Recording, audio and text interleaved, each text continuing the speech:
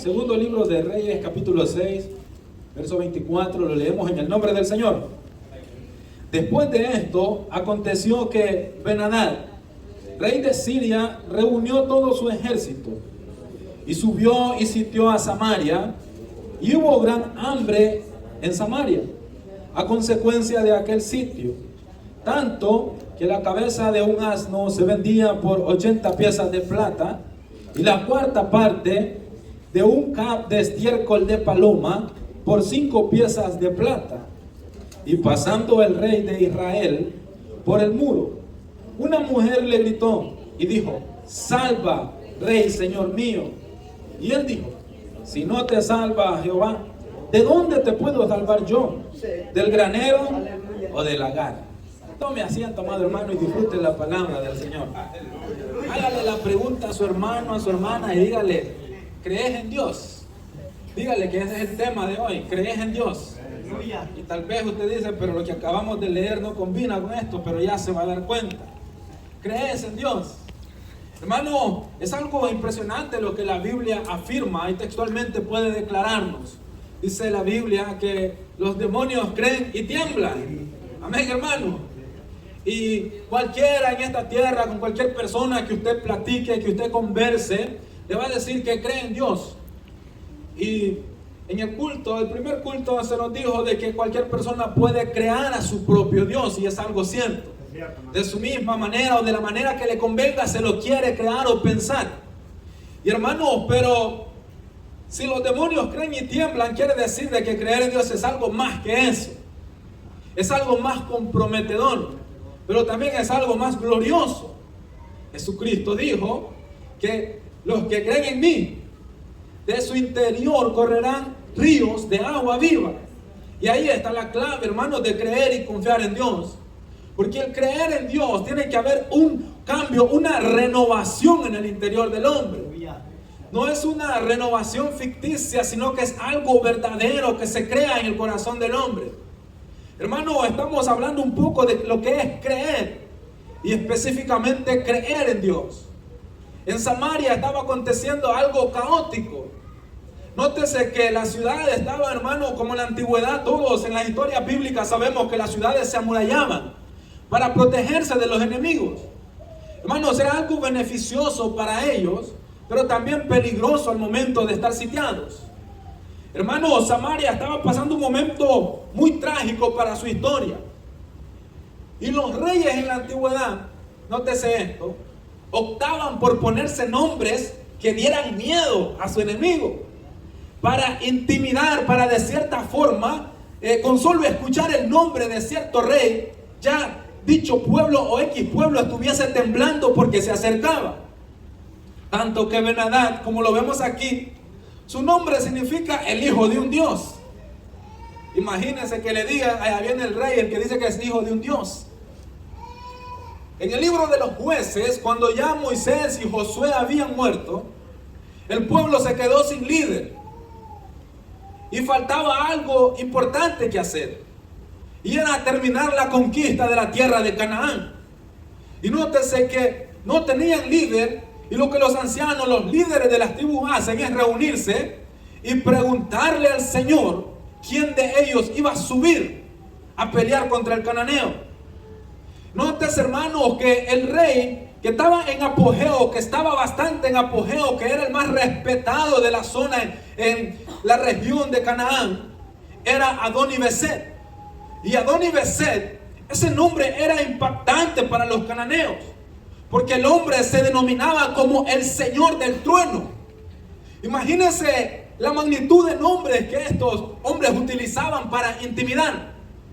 Ya, hermanos, estamos entrando a hablar un poco de la intimidación que el enemigo puede atraer a su vida, que puede traer a mi vida.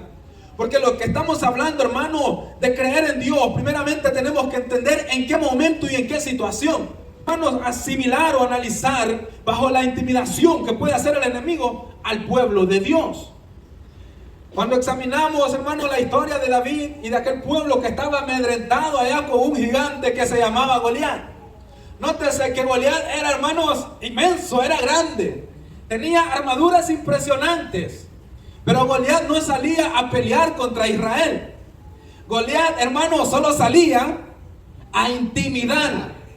Porque ese es el momento, hermano. Esas son las claves y las llaves que el enemigo busca destruir en nosotros, quitarnos la confianza para comenzar a tener miedo. Hermano, y vemos la historia de que este paladín se paraba en la línea de batalla para pedir otro hombre que pelease con él. Y hermanos, la historia la conocemos. Pero lo que queremos aquí recalcar es de que Saúl, el rey que estaba en ese momento con todo su ejército, estaban bien armados, pero estaban con miedo. Tenían mucha oración, había mucho ayuno, mucha búsqueda, pero tenían miedo. Estamos entrando en materia ahora. Hermano, pero de repente sale alguien con un corazón diferente, que no era un corazón de batalla ni de guerra, sino que era un corazón pastoril. Un corazón de pastor, un corazón totalmente diferente a los demás. Y nótese que cuando hay un sitio, cuando hay, hermanos, tipos de guerra como de la que les estoy narrando, lo primero que se comienza a escasear es la comida. Tanto que el padre de los hermanos de David se preocupa y lo llama y le dice: deja las ovejas con un guarda y llévales comida a tus hermanos. Porque mientras el pueblo, hermano, está temeroso, tiene miedo ante ese gigante, llegó David, ese jovencito, a darle comida a sus hermanos. Pero su padre le dio una encomienda también. No solo les dejes la comida, quiero que te asegures que tus hermanos están bien. Y si es posible, tráeme prendas de ellos. Yo necesito saber que están bien. Es lo que David hace. Ir y preguntar por sus hermanos, ir y ver cómo están sus hermanos. Si bien es cierto, la respuesta que se lleva del hermano mayor es algo decepcionante, pero a él no lo desmoralizó. Porque mientras escuchaba, hermanos, a ese paladín retar e intimidar a su pueblo, al pueblo de Dios, el corazón pastoril, hermanos, reacciona. Escuche, el corazón pastoril, no el de guerrero. El corazón de pastor. Porque el hombre que tiene corazón de pastor, hermanos, el que cree verdaderamente en el llamado del Señor, no le intimida las quejas o como la gente hable, hermano, o como le quieran a usted meter miedo o temor en su corazón. Porque la respuesta de David, hermanos, es: ¿quién es este incircunciso? Alguien que no pertenece a nosotros, alguien que no es del ejército de Jehová. ¿Y cómo nos va a estar metiendo miedo de esa manera? Hermanos, la reacción de David es poderosa.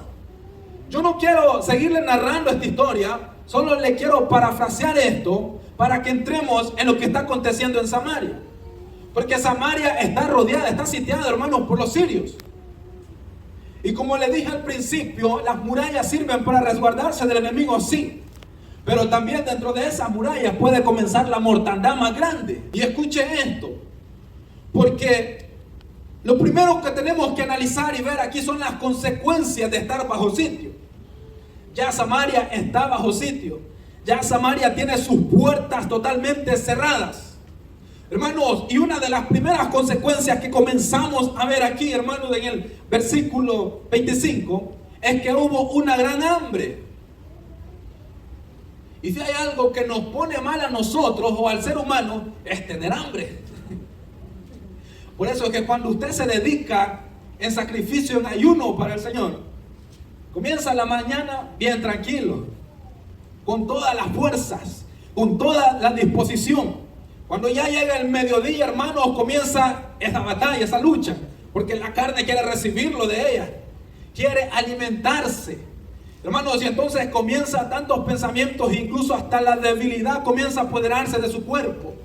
Hermanos, pero usted no me dejará mentir que cuando ese momento de hambre y de lucha está con el hambre, hermano, es un momento bien difícil para el ser humano, pero usted no me deja mentir de que cuando ese momento usted mismo siente de que ya es vencido, se siente fortalecido en el Señor, amado hermano, y ese sacrificio, hermano, que estaba peleando con el hambre, comienza a ser entonces de beneficio para la vida espiritual del creyente.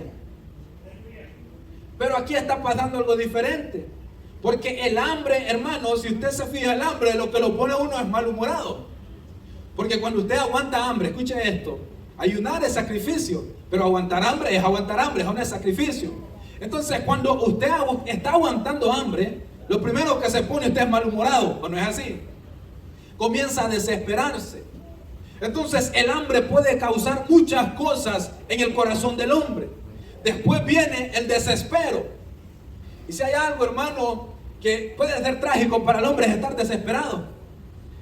Allá en El Salvador, hasta hojas de jocote, hojas de lo que sea, empieza a agarrar a la gente. Cualquier hoja le dicen, comete esta hoja, esto te va a calmar. Hermano, ese es el desespero, lo lleva a uno, hermano, a agarrar lo que sea. En Samaria, hermanos, estaban comiendo hasta el estiércol de paloma. Y no solo se lo estaban comiendo, lo estaban vendiendo. Era negocio, y un buen negocio. ¿Hasta qué grado, hermanos? Lo lleva a la desesperación, a caer en una bajeza terrible. Pero ¿qué está pasando? Estamos viendo las consecuencias bajo el sitio de Siria. También, hermanos, una de las consecuencias trágicas puede ser la pérdida del razonamiento. Porque usted deja de razonar cuerdamente.